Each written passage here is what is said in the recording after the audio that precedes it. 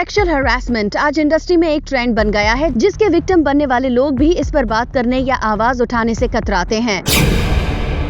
बॉलीवुड से लेकर TV industry और कॉर्पोरेट के अलग अलग हिस्सों में ये एग्जिस्ट करता है। सवाल ये है कि आखिर क्यों एक्टर एक्ट्रेसेस या फिर अलग अलग इंडस्ट्री से काम करने वाले विक्टिम्स इन बातों को छिपाते हैं, या फिर कई लोगों को महीने और साल लग जाते हैं इस तरह की कंप्लेन दर्ज कराने में।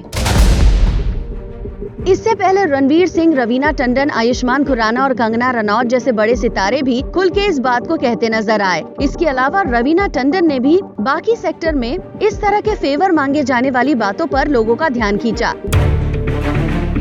हाल ही में भाभी जी घर पे हैं फेम एक्ट्रेस शिल्पा शिंदे ने अपने प्रोड्यूसर के खिलाफ कंप्लेन दर्ज कराई और पार्थ समथान की ओल्ड फ्रेंड ने भी उन पर मोलेस्टेशन के चार्जेस लगाए। लेकिन आखिर क्यों इस तरह के लोगों को अपने ऊपर हुए हरासमेंट के सच को सामने लाने में इतना वक्त लग जाता है?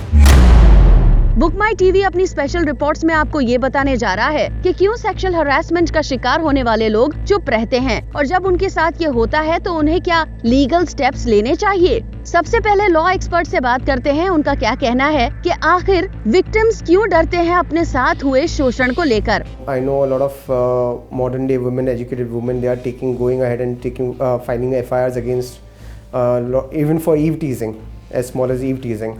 But if you go to remote areas, they are not aware. Plus, even if they are aware, even if you run a campaign or even if you do something and make them aware, it's very difficult for them to carry on and muster up the courage to go against that person purely because of the social stigma.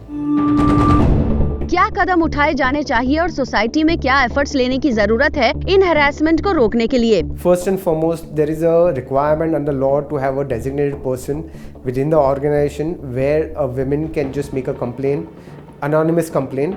Second, if it goes to a second tier, then there is a designated person who can hear the matter out. They'll have to take the action against the person who actually committed the offense against that women. अब आपको बताते हैं कि psychologist जब इस तरह के victim से मिलते हैं तो उनकी मेंटल स्टेज क्या होती है और किस बात का डर होता है उन्हें। So for me, being a trauma expert, this is actually classified as a very big trauma. Trauma which is a stigma, trauma where nobody is allowed to speak. You can't even go to anybody. So for months and months, sometimes even 1 year, people are just sitting on it.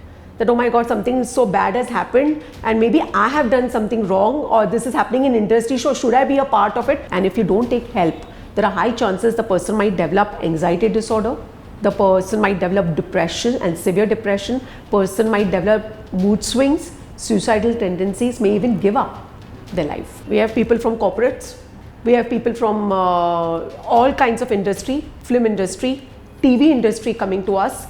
Even small jobs sometimes, you know.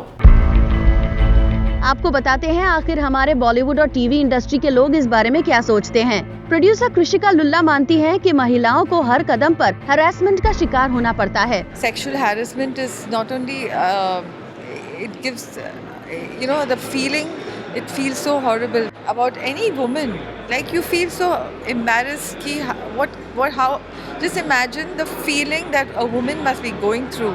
It's very hard hitting, it's very easy to say oh shit, how sad, but when a woman goes through, it's like she can't say anything and she can't come out and open some of them because the society still does not permit.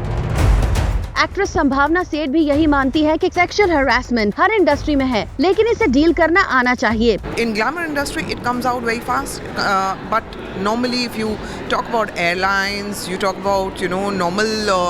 I've heard so much about these social services, so-called social services, in which all these sexual harassment takes place, and in the normal service class people, it depends on a person to person how you deal with it. Like if you talk about me, I come across as a very strong person. Nobody can talk nonsense with me, nobody can ask favors from me. But if somebody asks also, you should know how to deal with it. घर घर अंगूरी भाभी के नाम से मशहूर शिल्पा शिंदे भी sexual harassment का शिकार हुई, लेकिन उन्हें भी लंबा वक्त लगा इस बात को सामने लाने में। थोड़ा सा टच हुआ हाथ मुझे, बट अलग तरीके से हुआ तो मैंने उसके ऊपर रिएक्ट किया, तो सॉरी। उसके बाद दोबारा सेकंड टाइम ऐसे हुआ तो मैंने रिएक्ट किया, तो वो रिएक्शन थे कि कम ऑन। उसके बाद third time you know it what I'm trying to say, you know, you should understand, you're not a kid, you know, इस तरीके की चीज़ें हुई। टीवी एक्टर समृद्ध बावा भी मानते हैं इंडस्ट्री में आज भी ये होना काफी सैड है। बहुत ही बुरा लगता है जब ऐसी कोई न्यूज़ सुनने को मिलती है, क्योंकि आई थिंक इससे बुरा कुछ नहीं हो सकता किसी के साथ। एंड यूजुअली मोस्टली हमारी विमेन और लड़कियां हैं जो उसका इसमें विक्टिम बनती हैं। यही कहना चाहूँगा कि आजकल तो इनफैक्ट काफ़ी टाइम से अब हमारी पुलिस और हमारी गवर्नमेंट ने इस पर बहुत स्टैंड लेना शुरू कर दिया, इसके अगेंस्ट बहुत एक्शंस लेते हैं। तो प्लीज़ आवाज़ उठाइए अगर ऐसा कुछ हो रहा है, प्लीज़। आई नो बहुत बुरा लगता है, हिम्मत नहीं होती है, बट एटलीस्ट अपने लव्ड वंस को बताइए, किसी को बताइए, they will help you out. ऐसे अकेले अपने आप में मत रखिए ये बात।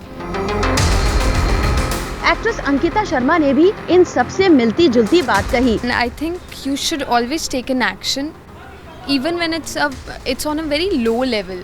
I'm sure हर लड़की को ना वो signals या वैसी vibe मिल जाती है.